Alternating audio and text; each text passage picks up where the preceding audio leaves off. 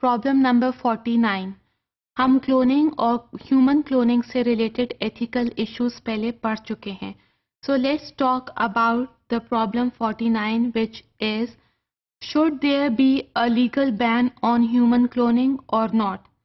इसके आंसर में मैं यूनाइटेड नेशंस की एफर्ट्स के बारे में बात करूंगी। यूनाइटेड नेशंस ने एक कॉन्फ्रेंस और मीटिंग अरेंज की जिसमें मुख्तलिफ मुल्कों के लोग और साइंसदान आए और इसमें कहा गया कि ह्यूमन क्लोनिंग को बैन कर देना चाहिए।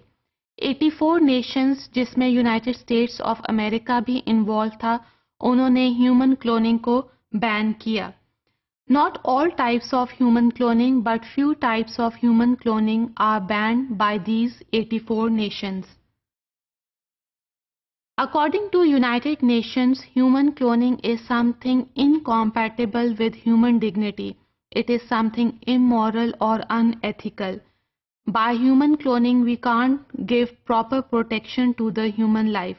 So, here chances of death are there. The process of human cloning, they lack precision, it lacks clarity, even future challenges. So here we have to ban the human cloning. इस ban ने ना सिर्फ reproductive human cloning को affect किया बल्कि therapeutic cloning भी पूरी तरह से बैन हो गई। Because both reproductive cloning and therapeutic cloning involves the production of embryo. And we have already talked about the ethical issues related to embryo, जैसे कि बहुत सारे religious scholars और oppositions ने embryo को एक human being का status दिया है।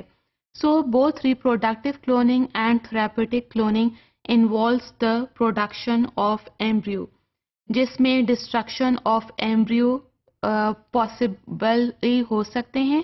जैसे कि हम रिप्रोडक्शन की बात करते हैं, अगर एम्ब्रियो में कोई जेनेटिक डिफेक्ट है, it must be destroyed before implanting it into the mother's womb.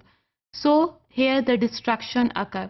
इसके अलावा थेरेप्यूटिक क्लोनिंग में अगर एम्ब्रियो डिस्ट्रॉय हो जाता है, we can't proceed it further. So scientifically और religiously this is something unacceptable.